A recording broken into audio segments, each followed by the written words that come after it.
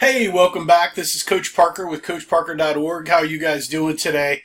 Hey, I've got another video in my Power Wing Beast Offense series. And today I'm going to be talking about the pie and fat formation and calling whole audibles at the line of scrimmage. And we started implementing this a couple of years ago. And I tell you, this season, it really helped us out a lot when we lost a quarterback and had to move from the pie to the fat Wildcat Pie. So let's get into that right now and start talking about that. So the pie and fat formations, here's a comparison. You can see they're really basically the same formation, except in the pie formation, and I call it pie because it's a power I variant to me.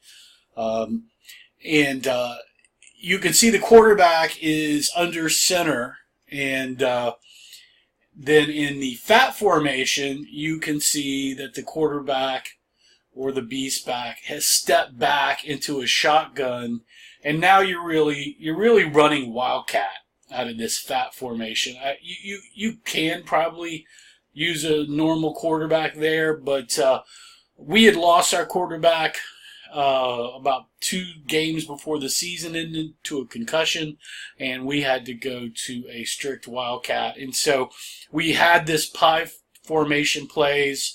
We had all those plays in, and instead of trying to total revamp a system, we were already running beast. So we took our beast back and stuck him in fat, and the tailback and the beast fullback ran fat all down everybody's throats, and it really worked out good. So you can see again in the comparison the differences here. You can see one under center and then one backed off, and that's really the difference. The only difference between pie and fat plays. That significant difference, and you can see there's the pie close up. You've got the overloaded side here. And the short side or the weak side here. And then the same thing with fat, but the quarterback is now backed up. And this really has worked out well for us this season, moving to fat when we lost our quarterback. We'd been running pie for, I guess since my youngest son was playing about 4 or 5 years ago. That formation was actually a formation run by another coach. We had been running beast all the time, and he had started running pie, which was fairly similar to the concepts of putting a lot of people at the point of attack and running a good back down your throats. And I liked it. So, hey, copying is the best form of flattery. So I brought pie into our system. And then about 3 or 4 years ago, a coach was running fat against me in a Super Bowl and having his back called the hole at the line of scrimmage, which we had done in pie before too, and I'm about to show you how to do that. And really like that. He was a smart beast back, and the kid could call holes at the line of scrimmage and adjust plays. And this was a senior league, and it worked out really well for them. And so when I lost my quarterback this year, we had already running pie. I had this beast back that was really smart. So we decided to put in this whole audible system with fat right at the line of scrimmage. Now, I had called this system before, this whole audible out of pie, from the sideline, calling left or right, and then nicknames. And I'd never let the players actually do it. But this season, this is what I did in fat. And I've got this simple diagram set up so we can go through this real quick. So I'm going to show you, you've got the tight end, his name over there is Tex, which is the strong side, the power tackle. Tex's nickname was Mad Dog. The power tackle was Bigfoot. The tackle was Hollywood. The big side guard was Gretzky. Of course, I misspelled it there, but it's supposed to be Gretzky. Backside guard was Eminem. The backside tight end was Sabercat. And so what would happen is, let's say the offensive line came up to the line of scrimmage. The backs are back there, and they're looking in the defense for a hole in the defensive line. So you've got so they're set up, and they're looking, and say you've got this guy set up here, here, and they can see the hole right here. And so what would then happen is they would just then, you can see this big gap. Our beast back number 1 would call out this guy's name, which would mean we're going to run outside that. So KG was Gretzky. So he would just call out Gretzky, which this guy would then move over, which would create this big hole here. And then the 2 blocking backs would set up behind that and block through that hole. We could either lead through there with the 2 back, or we could block backside and the 2 back would run through like that. Now that's how that worked. And I can show you that again. It also will work in Pie. And I used to call this from the sidelines. But let me show you how this works again. And what was really interesting, which what I was amazed, is that all season long, at least for the last 4 games, nobody was catching on to what we were doing. So let's go ahead and set up. We'll set this up in blue. So there's the guard, the tackle, the power tackle, and Tex here. And you 2 blocking backs are waiting for the call. Now let's say you've got this kind of defense here. It's kind of a 6-2 thing going on. And you can see this big, there's nobody in the line of scrimmage right here. And that's what they're looking for. They're looking for a gap in the defensive line of scrimmage to be able to call the hole here. So the hole, this right here is the tackle. So this would be Hollywood. So what would happen was they would go to this big gapped. So this guy would actually move over. And then that would create this big hole here. And the blocking backs would set up right there. They would go through and block, and this guy would probably lead here. And then you've got this back coming through. And so you can see what's happening is we're creating this big hole where there's no defender on the line of scrimmage. So let me erase it so you can see what we're really doing. So we've got guard, the 2 power tackles and the tight end, and we've got that. So that would be the formation. Now let's go ahead and set up a defense here. And let's say we've got a guy here, a guy here, a guy here, a guy here, and we've got the linebacker backed off here. 1, 2, 3, 4, 5. And let's say they've got a guy out here for some reason. And so you can see this big hole right here. This seems to be the better hole, right? So we would call, this is the power tackle here. And the power tackle is Bigfoot. So that would mean we're going to run off Bigfoot's butt right here. So that means that we're going to make a big gap right here at that tight end. So he would then step wide, which would put him right here. He would block split. This guy would block down. This guy would, these guys would actually, let me back this up. These guys, so after we called that play there, these guys would actually step over, set up in that hole. Now you can see this hole that's created now. Do you see this big, instead of having 0 gaps, this is like a 3-foot gap right there.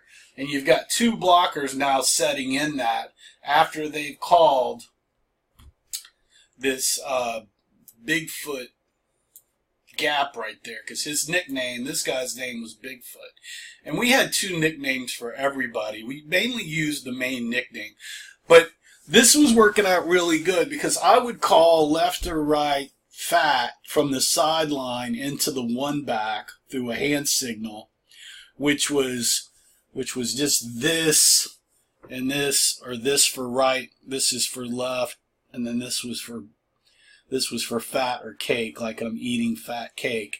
And so I would call cake or fat, which that's what that means, left or right, and he would know, okay, we're going to go big left, big right, cake formation, right or left. And then he would then call the actual line call at the line of scrimmage, which was crazy. Now you're saying to yourself, well, what if all of these inside gaps are taken up by people? So they're, let's see, like this, and I put too many guys there on the end, so let me erase this. Like that. And we've got, let's say, a linebacker here, and a corner way out here, and then a guy here. Well, let's say this was wide open back here. What would happen is they would call this saber cat, which was kind of a counter. These two backs would line up here. They would still run this, and then this guy would lead, and this guy would go to the back side like that if they left this big side open, because they've overloaded all this. And so that's how this little audible system worked. If you don't trust your backs to do it, you can do it from the sideline and just yell in, fat cake, birthday cake. Those are the three audibles for the fat formation kind of thing. I've yelled that in from the sideline, and then you can yell in the name of one of these players where you want that gap to set up. So let's say, this is the tackle, this is the power tackle, and this is this text in. Let's say that you called in Gretzky, which puts the hole right here. So what happens is they create this space. This guy moves over. The two power backs set up in here. And then that's where the hole goes. Now we've had, like, what if everybody's set up in like this and they come in like that? Then we tell the backs, if the linebacker decides to step up like that and everybody sees it, we have a call like fire or so long, and these guys sweep out, and you've got your back making the sweep there. And so those are the line of scrimmage whole audibles that we could do. And I really want to emphasize this again, and I know I've taken a long time on it, but I was actually just simply amazed that defenses were not adjusting to us creating this huge, basically, person gap and then moving two blockers up into it. Now, I was running the formation, the power big side, overloaded side, toward our sideline. So once again, let's just see this into like a normal 6-2 defense that's not really overshifted. And so you've got kind of this, a linebacker here, corner, and then you would have your safety. And even if they overshifted, there would be the hole here. So you can see kind of in this wide tackle 6 that's not really overshifted for the power side, which is a lot of teams will not move to your big overloaded offensive line, which is crazy for me. And you've got kind of two holes here, but you can see, and the power back can see, that he's got this hole and this hole. And this hole actually is the best hole because you've got a guy sitting here. So it's a BB split block. I don't think I've said that before. So the block on these is butt-to-butt split, which we just split at the hole, where this guy goes this way, this guy goes this way, these guys go that way here, and then they block gold on the back side.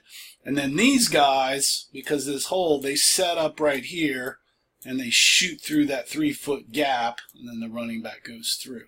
And so that's the whole audible in the pie and flat formations. You can do it from the sideline if you don't trust your backs to do it, and basically set up the formation toward your sideline so you can see the defense and make the open hole call.